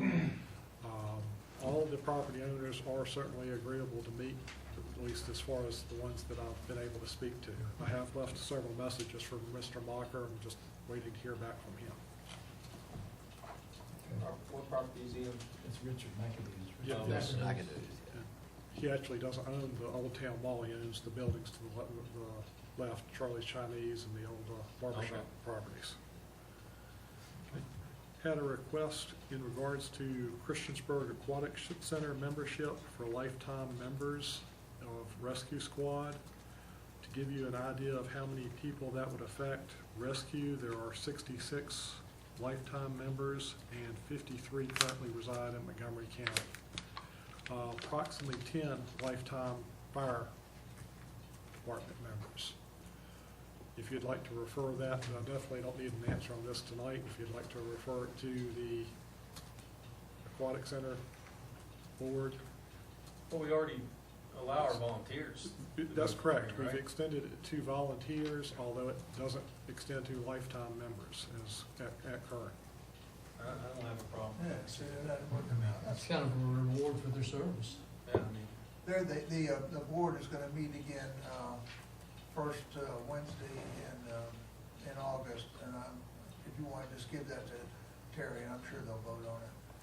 do we need to send this to the Aquatic Center? I don't know, but I thought maybe they have to vote first, I don't know. I'd rather not do it. Okay, just do it ourselves. So is it request that life members be allowed the same privilege as current active volunteers? Basically free memberships. I mean, you don't get to be a life member because you join and you stay there for 2 days. Right. Right, Sam? Right. How long were you a member? I don't know. Yeah. Exactly. I mean, you don't get to, I have no issue at Sam's all. on council, he gets. Well, I think making it available doesn't necessarily mean that all 53 or 66 are gonna jump on it, but I have no issue with it. I think we should take action tonight and take care of that. It's a small token of It is. appreciation. it is. Can we officially take action on that tonight, or we just give you a head nod? Would you want me to put it on the agenda for a vote next council meeting? Please. That's fine. Okay. And that's all I have. Okay. Hit the wall over, Randy. Madam Attorney? No, I have no official report. I just want to say that if I know that, I feel like I spoke out of turn a little while ago, and I apologize to y'all.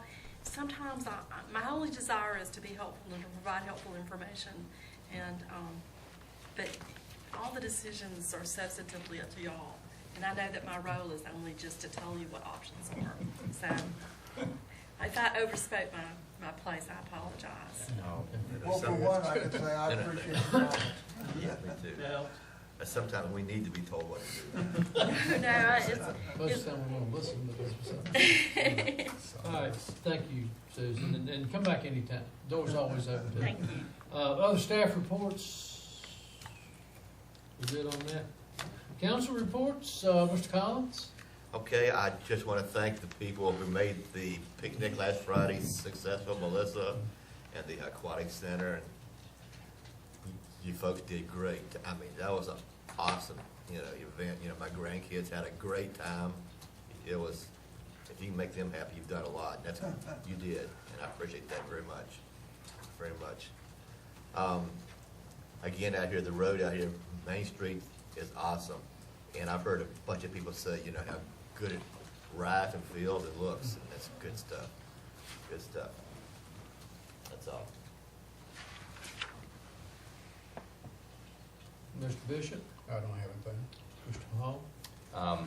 The next meeting, I think, Brad, give me a head nod. August 8th is our next Recreation Commission meeting. It's the first Monday. First Monday of the Yes. month. Is it August 8th or August 7th? Yes, I'm thinking it was the 8th. It'd probably be the first will be the first Monday. But the week that 7th. And so August 7th is our next Recreation Commission meeting. Anybody and everybody's welcome at the Recreation Center, 6 o'clock p.m. If there's any agenda items you want us to add, please just let myself or Brad or any member of the commission know. We'll make sure we discuss those. And of course, we always evaluate public input. The World Series event went off very well, is my understanding. Couple of, my understanding, a couple of people got injured. There was an injury with one of the umpires as well, but everything was, all things considered, everything went very, very well. But quite a few teams. Brad, may I ask you, is it 41? Am I wrong? I think it was right, it was a little bit under 40, I Okay. believe. It was a little bit less this year. We do have another tournament coming in this weekend, an East Coast tournament. Is that on the It's got fellow? over 40. Fellow on your left there? Yes, sir. I've heard upwards of close to 50 or 60 maybe even? 50. Good gracious. So, we didn't knock it out in one weekend, but we got 2 weekends. So in 2 weekends, we're going to have approximately 90 to 100 teams here in the area that are playing ball. Yes, sir, that is correct. Very good. I wanted to call attention to that because that doesn't happen in a vacuum. That's planning before, during, and after. And I want to give my appreciation to the recreation staff, to Chuck, to Brad, to everybody. Charlton, of course, everyone there. I don't have anything else to report. Mr. Stumps? One item on the street committee that we will be putting on the next agenda, Mr. Collins and I and the staff met and had 5 different items. I want to bring council, or the street committee would like to aware council that next meeting we will be discussing the East Main Street parking situation that Mr. Don Simpkins was here about last week. That's good. And after much discussion, I won't bore you with the details, but after much discussion, Mr. Collins and I are going to reach out to Mr. Simpkins and whoever else is interested in that particular business area. Our initial idea is to post some signage down there for prohibiting courthouse parking, and council's action at the next meeting, we'll make a recommendation to you for increased fines in those areas. And so we have additional signage and increased fines recommendation for the 5 parking spaces that are directly in front of that business, those 2 businesses there. So that's something to stay tuned for the next meeting, but that's the only thing that's really worth bringing your attention now as an action item on the next agenda. Can I ask one question on this? And I think that's great. That's what we needed to do. But I noticed there are 2 parking places beside the 911 building. Yeah, we've talked about all that. But they're not marked police vehicles only, I don't think. Are they on there? I know the side of the building there is. There's a sign.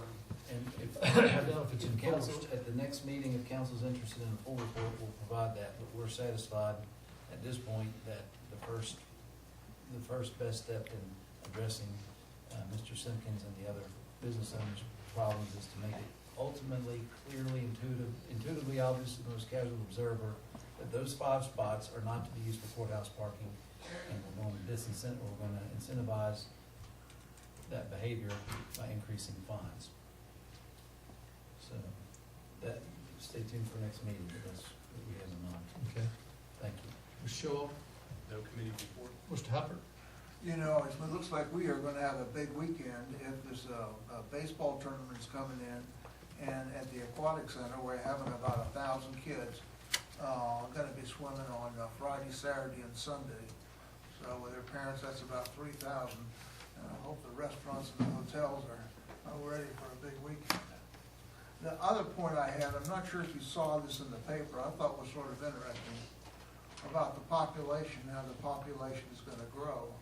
And I think right now for Montgomery County, the population is around 94,000. And they expect that by 2020, it's gonna be 101,000. And then by 2040, it's gonna be 117,000. And I think they're saying that Christiansburg is gonna be around 30,000. And this is far exceeds Roanoke County. And by far, Montgomery County is, population is expanded more than anybody else by a large margin. And I had that, if anybody wants to look at it at the end, it's sort of interesting. Thank you. Mike, I want to quickly tell Randy, I think Jim Langanese is back there. The resident, we had the issue about a stop sign. They were concerned about some tree overhanging the stop sign, which was eradicated. It must have been taken care of Monday morning. That resident reached back out to me and wanted me to express my appreciation to you all for being so quick on the uptake on that. So I forgot to do that during my report. Thank you. Hey, can I say one more thing, Mr. Mayor? Sure. Concerning a resolution for the sister city in Christiansburg, Ohio, this man right here, this is all because of his work, and he does it's so much for the town and for us, and he never gets recognized. And I want to recognize you. Thank you very much, Marty. Thanks, Scoop. Okay, a couple of things. Are we done at this point? I had the honor or the pleasure this morning to attend the Rally America, which came into town 2 or 3 days ago, and it's a fundraising organization, help for the Warriors, supporting. Wounded Warriors. No, this is a different one. This is not the wounded. This is more down on your luck, housing needing stuff. Anyway, there was, and I didn't know what to expect. There was probably, I'm going to guess 50 to 70 cars there. There were performance cars, and I mean, there was anything from, I saw a 1963 Corvair up to an almost brand new Bentley that these people were traveling. They run 2 700-mile a day trips, and then the last trip is 600 miles.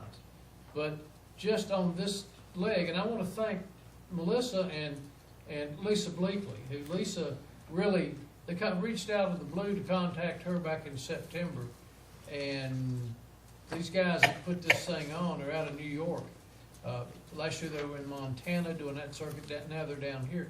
They raised $148,000 on this run at this point, and 86% of what they raise goes back to the actual charity.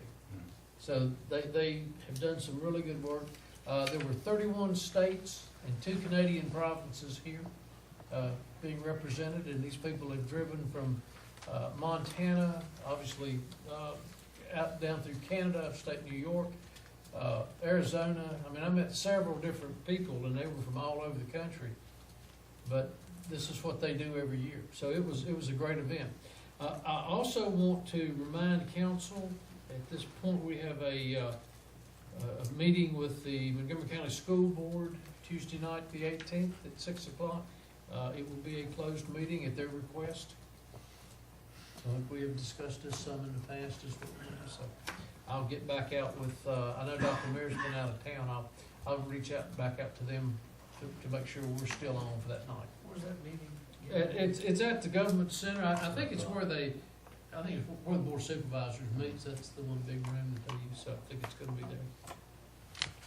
And that was pretty much. Now, Mr. Bishop, I tried to rush you into this thing about 30 I minutes forgot what I was gonna say, but anyway, all right.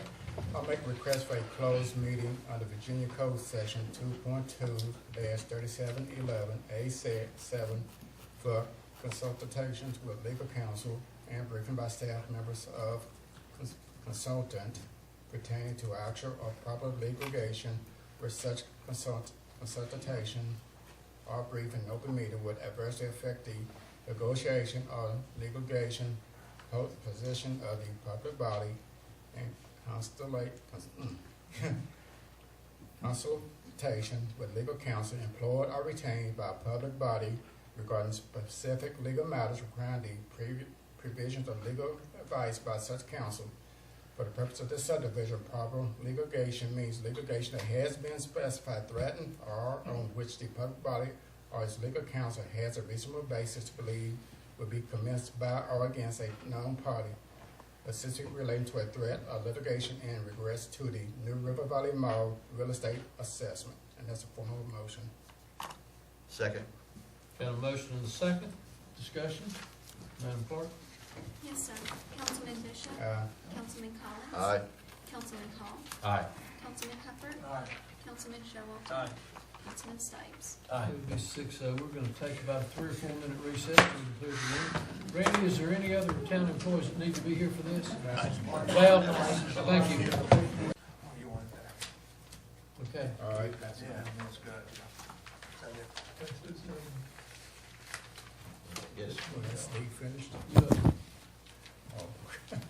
I move to certify that the town council of the town of Christiansburg meeting in closed meeting to the best of each member's knowledge, discuss only the matters lawfully exempt from open meeting requirements by Virginia law and only such matters as are identified in the resolution to enter into a closed meeting. Second. Got a motion and a second. Any discussion? Madam Clerk? Yes, sir. Councilman Bishop? Councilman Collins? Aye. Councilman Hall? Aye. Councilman Hubbard? Aye. Councilman Showalter? Aye. Councilman Stipes? Aye. That is 6-0. Thank you very much. Our action is that we have authorized our attorney to act on our behalf. Very good. Thank you very much in this matter. Anything else, Mr. Hubbard? Closing statements. Madam Attorney, just nice to have you here tonight, and Thank you. I'm afraid you heard too much from me today. I think you stood on your toes, and thank you very much. Yeah, I would reiterate that. Thank you. It's very professional, straightforward with us. I do want to apologize to council, and I know there's a lot of people that's not here who was here right before closed session. Although I'm not the most articulate person on here, but I always pride myself on not being a cat, and so I'd like to extend an apology to the mayor for my comments. I'm better than that, and again, I apologize We're to good. camera and council for my comments earlier. I will tell you, I may have been known to have a little temper every now and then, and I apologize to you. So, I'll hug us out. he's buying offers tonight, boys. Dinner's on him tonight. Anything else to come before council? Thank you. We will be adjourned.